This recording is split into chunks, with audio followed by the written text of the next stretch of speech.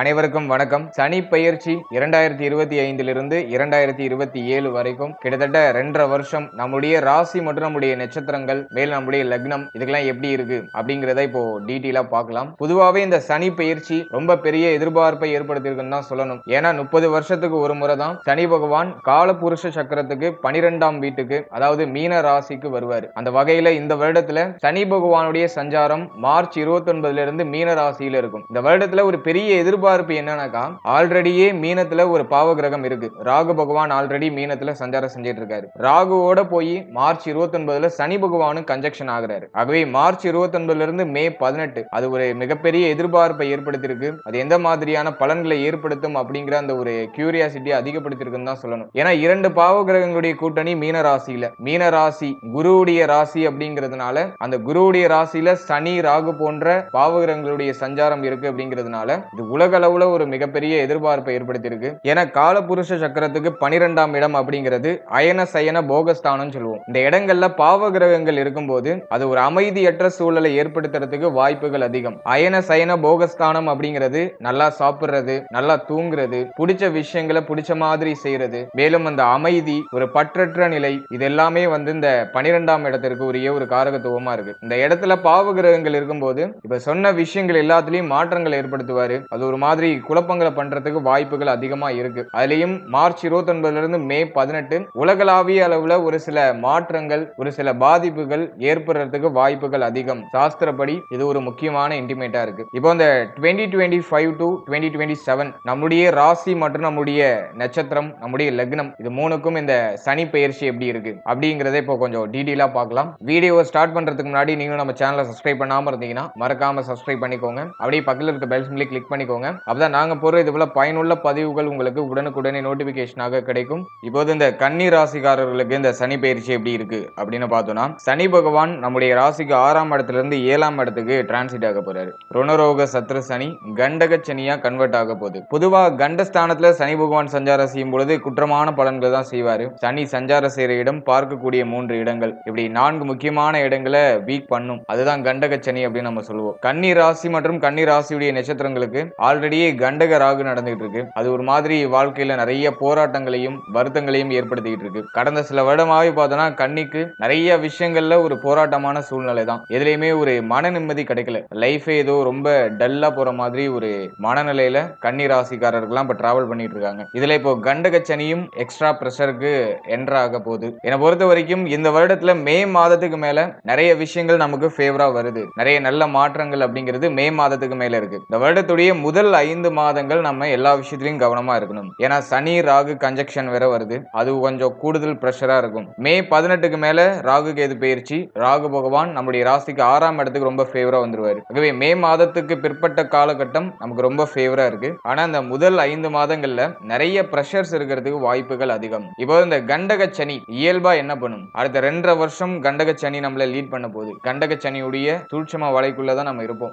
அடுத்த 2.5 வருஷம் இயல்பா எப்படி இருக்கும்? இதுல சனியுடைய வக்ர காலங்கள்லாம் வரும். இந்த வக்ர காலங்கள்லாம் நமக்கு ரொம்ப ஃபேவரா இருக்கும். சனி பகவான் நேர்கதியில சஞ்சாரம் செய்யற காலகட்டம் மட்டும் நமக்கு கொஞ்சம் குற்றமான பலன்களை செய்யும். இந்த வக்ர காலகட்டம் நிச்சயமா நமக்கு பல வகையில நல்ல முன்னேற்றங்களை கொடுக்கும். பல வகையில ஒரு மன நிம்மதியை கொடுக்கும். 2.5 வருஷத்துல பல முறை வக்ர காலங்களும் வருது. சோ அதுவும் நம்ம கணக்குல எடுத்துக்கணும். இருப்பினும் இந்த கண்டக சனியில நம்ம எதுல எல்லாம் அதிகமான கவனம் செலுத்தணும், எந்த விஷயத்துல ரொம்ப கேர்ஃபுல்லா இருக்கணும் அப்படின்னு பார்த்தோம்னா, ஃபர்ஸ்ட் சனி பகவான் 7th ஹவுஸ்ல சஞ்சாரம் செய்வார். இந்த 7ஆம் இடம் அப்படிங்கிறது நம்முடைய திருமணம், திருமண வாழ்க்கை, நண்பர்கள் சம்பந்தமான விஷயம், கூட்டு தொழில் சம்பந்தமான விஷயம், இது எல்லாத்தையும் குறிக்கக்கூடியது இந்த கலத்திர ஸ்தானம் அப்படின்னு சொல்லக்கூடிய 7ஆம் இடம். ஆகவே இந்த 7ஆம் இடத்துல சனி பகவானுடைய சஞ்சாரம் இருக்கும்போது திருமண முயற்சிகள்ல ஒரு மாதிரி குழப்பம், தடுமாற்றம், தடை தாமதம் இதெல்லாம் இயல்பா இருக்கும். இதுல நீங்க கொஞ்சம் எக்ஸ்ட்ரா கேர் எடுத்துக்கிறது நல்லது. முதல்ல இந்த திருமண முயற்சியில இருக்கீங்க அப்படின்னாக்கா இந்த காலகட்டங்கள்ல திருமணம் சார்ந்த விஷயங்கள், அந்த முயற்சி சார்ந்த விஷயங்கள்ல கொஞ்சம் கவனமா இருக்கணும். எந்த விஷயத்திலையும் அவசரப்பட்டு முடிவுகள் எடுக்கக்கூடாது. குறிப்பா இந்த வருஷத்தை பொறுத்த வரைக்கும் மே மாதம் வரைக்கும் இந்த திருமணம் சார்ந்த விஷயங்கள் எல்லாம் கொஞ்சம் எக்ஸ்ட்ரா கேரிங்கோட கவனத்தோட இருக்கணும். அவசர முடிவுகள் எதுலையும் எடுக்க வேண்டாம். அதே போல இந்த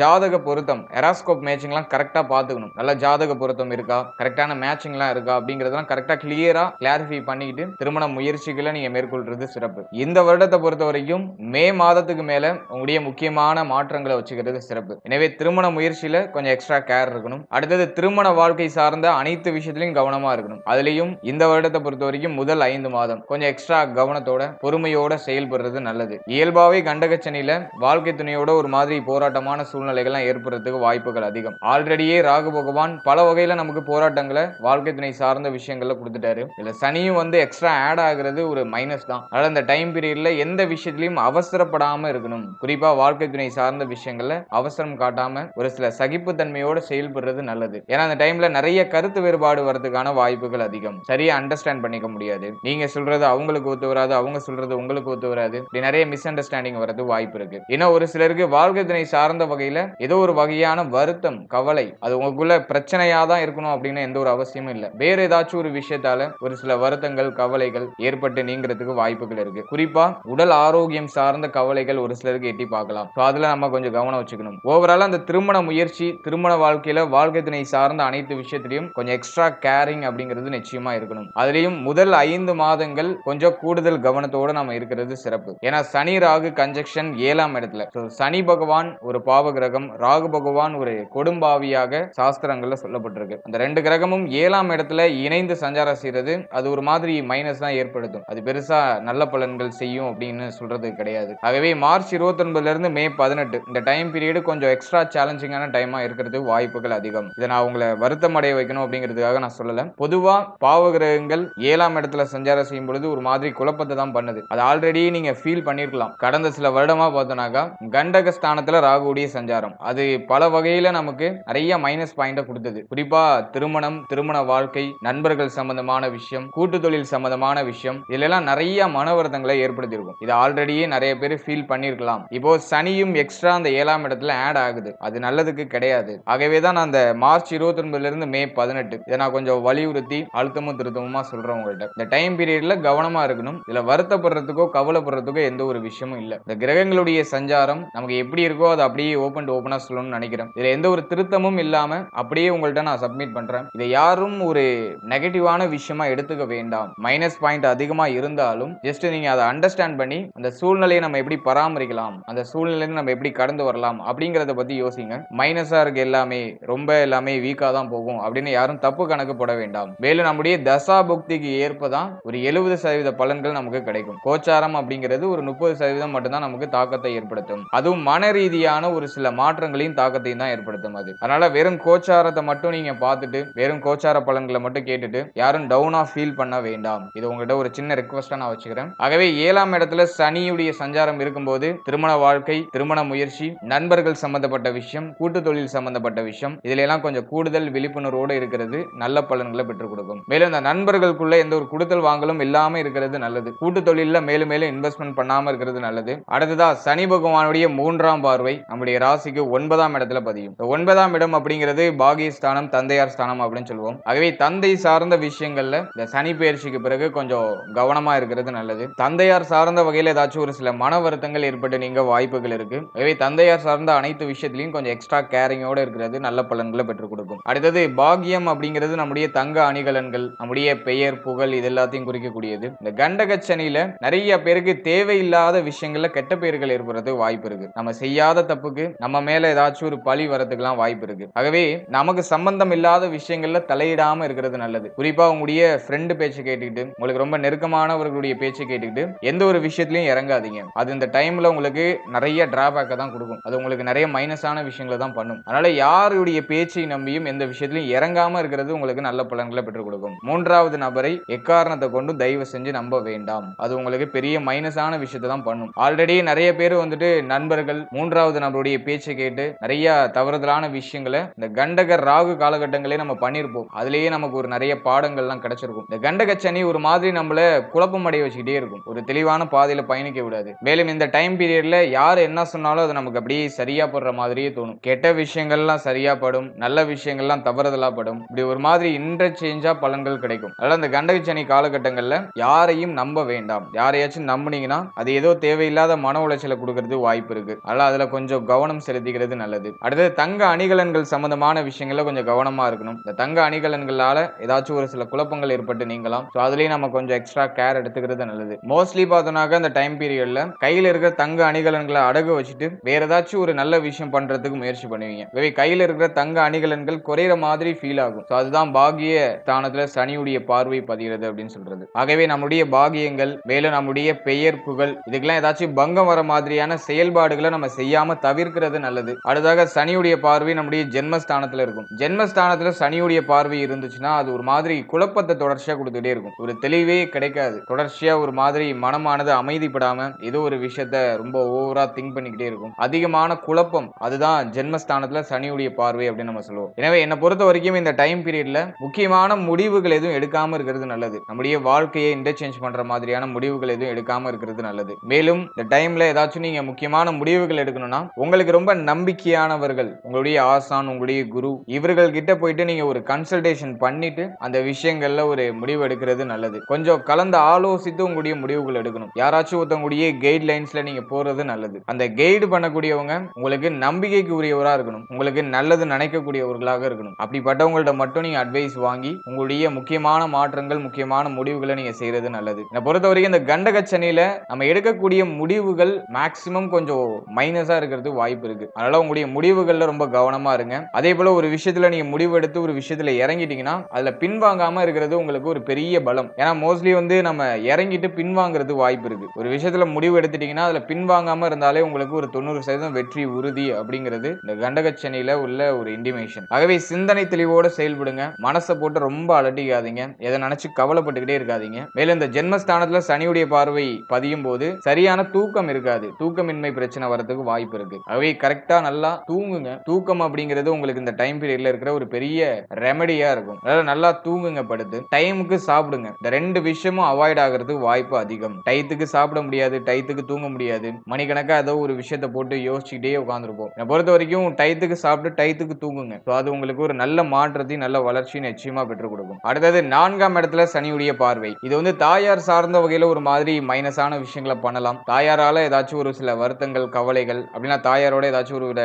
கருத்து வேறுபாடுகள் இதெல்லாம் ஏற்பட்டு நீங்கிறது வாய்ப்பு இருக்கு. ஆகவே தாய் சார்ந்த விஷயத்திலயும் இந்த இடத்துல கவனமா இருக்கணும். அடுத்தது கல்வி. மாணவ மாணவிகள் இந்த டைம் பீரியட்ல படிப்பு சார்ந்த விஷயங்கள்ல எந்த ஒரு கன்ஃபியூஷனும் இல்லாம டிராவல் பண்றது நல்லது. மாணவ மாணவிகளுக்கு அந்த சிந்தனை குழப்பம் சூழ்ந்து கொள்ள வாய்ப்புகள் அதிகம். படிப்புல ஒரு மாதிரி கொஞ்சம் பிரஷரா, தேவையில்லாத மன உளைச்சல்லாம் போற மாதிரி எல்லாம் ஃபீல் ஆகலாம். ஒரு 90% பார்த்தோம்னா நிறைய டிஸ்ட்ராக்ஷன்ஸ் போகலாம். நம்முடைய படிப்பை தடை செய்யற மாதிரி ஏதோ ஒரு வகையான டிஸ்ட்ராக்ஷன்ஸ் எல்லாம் வரலாம். அதுவே மாணவ மாணவிகள் படிப்புல கொஞ்சம் ஹைலி ஃபோக்கஸ் பண்றது நல்லது. கல்வி சார்ந்த விஷயங்கள்ல கொஞ்சம் எக்ஸ்ட்ரா கேர் எடுத்துக்கிறது நல்லது. இருப்பினும் மே மாதத்துக்கு மேல சூழ்நிலை எல்லாம் நமக்கு ஃபேவரா மாறிடும். ஏன்னா குருவுடைய பார்வை 4ஆம் இடத்துக்கு கிடைச்சிடும். அந்த டைம் பீரியடுக்கு அப்புறம் நமக்கு பல வகையில நல்ல மாற்றங்கள் அப்படிங்கிறது ஏற்பட ஆரம்பிக்கும். அடுத்தது கண்டகச்சனியில ஹெல்த் வைஸா நம்ம எக்ஸ்ட்ரா கேரிங்கோட இருக்கணும். உடல் ஆரோக்கியத்துல கொஞ்சம் கவனம் செலுத்துறது நல்லது. குறிப்பா அந்த வயிறு சம்பந்தமான விஷயங்கள்ல கவனமா இருக்கணும். இந்த ஜீரண உறுப்பு, பெண்கள் இந்த கருப்பை சம்பந்தமான விஷயம் இதெல்லாம் கொஞ்சம் எக்ஸ்ட்ரா கேரிங்கோட இருக்கிறது நல்லது. அடுத்தது இந்த தலை, முகம், நம்முடைய கண்கள் இது சார்ந்த விஷயங்கள்ல கொஞ்சம் எக்ஸ்ட்ரா கேர் எடுத்துக்கிறது நல்லது. மேலும் இந்த கண்டகச்சனியில ஏதாச்சும் பாசிட்டிவான விஷயங்கள்லாம் இருக்கா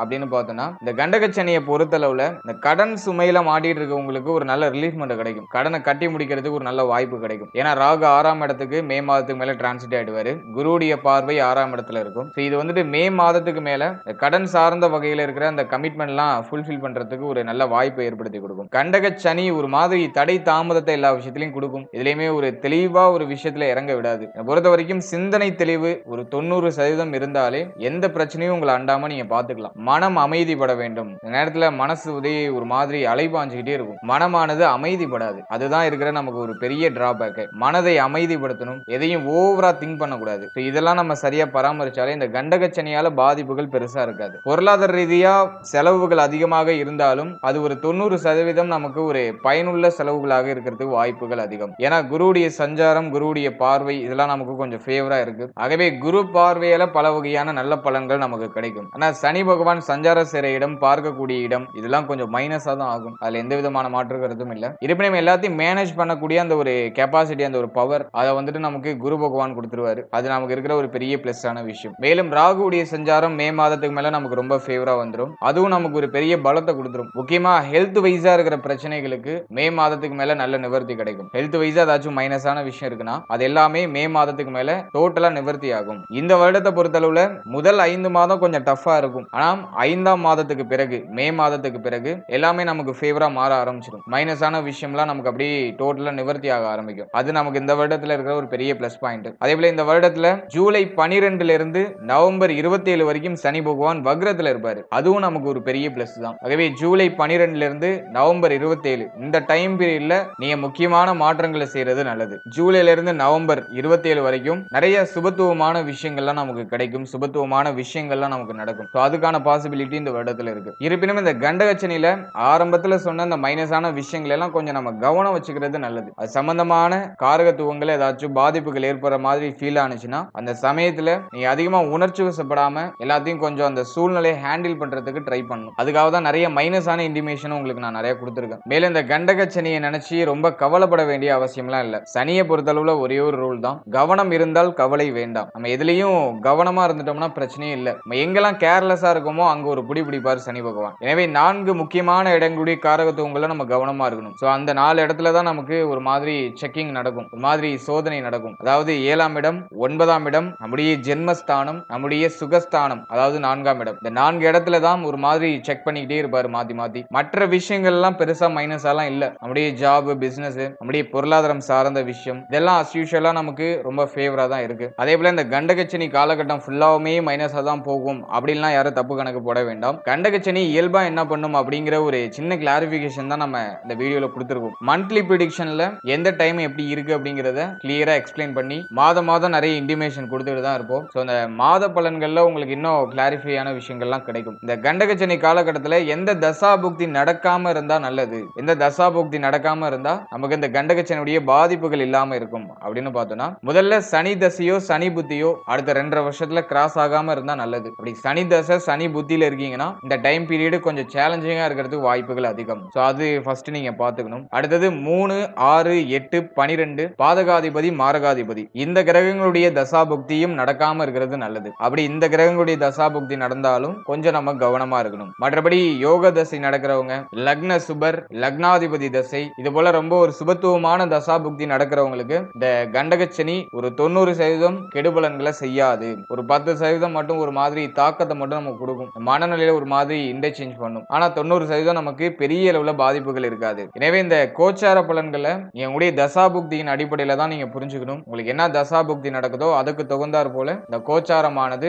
ரியாக்ட் ஆகும். மைனஸான தசாபுக்தி நடந்துச்சுன்னா இந்த கோச்சாரம் அப்படியே உங்களுக்கு அப்ளை ஆகும். ஃபேவரான தசாபுக்தி நடந்துச்சுன்னா இந்த கோச்சாரத்துல இருந்து ஒரு சில அந்த தாக்கங்கள் மட்டும் இருக்கும். மற்றபடி 90% நமக்கு ஃபேவரா தான் இருக்கும், பெருசா குழப்பங்கள் இருக்காது. மேலும் இந்த கண்டகச்சனியில உணவு தானம் அதிகமா பண்றது சிறப்பு. பசியோட வாடி இருக்கிறவங்களுக்கு ஒருவேளை உணவு உங்களால முடிஞ்ச அளவுக்கு நீங்க பண்றது நல்ல பலன்களை பெற்றுக் கொடுக்கும். அது இந்த கண்டகச்சனியுடைய பாதிப்புகளை குறைக்கும். மேலும் நல்ல மெடிடேஷன் பண்ணணும், நல்லா மூச்சு பயிற்சி பண்றது சிறப்பு. ஆரோக்கியமான உணவுகளை சாப்பிடணும். மேக்சிமம் வெளியிடங்கள்ல சாப்பிடறத அவாய்ட் பண்ணிக்கோங்க. ஏன்னா 7ஆம் இடத்துல சனி, ராகு போன்ற பாவகிரகங்களுடைய சஞ்சாரம் இருக்கு. அது வயிறு சம்பந்தமா ஏதாச்சும் பிரச்சனைகளை கொடுக்கலாம்.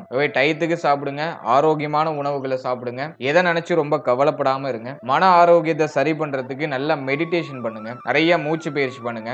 மூச்சு இழுக்கிறது அந்த ஆக்சிஜன் நமக்கு மூளைக்கு போயிட்டு வரணும், அந்த அளவுக்கு நல்லா மூச்சு பயிற்சி பண்றது சிறப்பு. தினமும் தெய்வ வழிபாட்டோட நாட்களை தொடங்குங்க. அது இன்னும் உங்களுக்கு ஒரு புத்துணர்ச்சியான ஒரு மனநிலையை கொடுக்கும். இந்த விஷயங்களை நம்ம ப்ராப்பரா செஞ்சுட்டு வரும்போது ஒரு 50 இருந்து 60% இந்த கண்டகச்சனியுடைய பாதிப்புகள் நமக்கு நிச்சயமாக குறையும். வாழ்த்துக்கள். மேல நம்முடைய சேனல்ல இந்த வருடத்துக்கான புத்தாண்டு சிறப்பு பலன்கள் ரொம்ப கிளியரா எக்ஸ்பிளைன் பண்ணி ரிலீஸ் பண்ணிருக்கோம். அப்படியே ராசி நட்சத்திரம் ரெண்டுக்குமே ரிலீஸ் பண்ணியாச்சு. அதுல என்ன ஒரு டீப்பான ப்ரெடிக்ஷன், இந்த வருடம் எப்படி போகும், 2025 நமக்கு எப்படி இருக்கு அப்படிங்கிற ஒரு கிளியரான ஒரு ப்ரெடிக்ஷன் கொடுத்திருக்கேன். அப்படியே தொழில், உத்தியோகம், பொருளாதாரம், அப்படியே திருமண வாழ்க்கை, திருமணம் சார்ந்த விஷயம், A to Z எல்லாத்த பத்தியும் அதுல கிளியரா எக்ஸ்பிளைன் பண்ணிருக்கேன். சோ அந்த புத்தாண்டு பலன்களை நீங்க என்ன பார்க்கலனா டிஸ்கிரிப்ஷன்ல லிங்க் இருக்கு, உங்களுக்கு டைம் இருக்கும்போது அதையும் ஒரு வாட்டி செக் பண்ணி பாருங்க. அதுல எல்லா கிரகங்களுடைய சஞ்சாரத்தை பொறுத்து பலன்கள் சொல்லப்பட்டிருக்கும். அந்த பதிவுகள் ஏதோ ஒரு வகையில உங்களுக்கு ஒரு சின்ன புரிதலை நிச்சயமா ஏற்படுத்தும். And finally very limited time, so be cool, stay happy, stay healthy and enjoy. வாழ்த்துக்கள். நன்றி.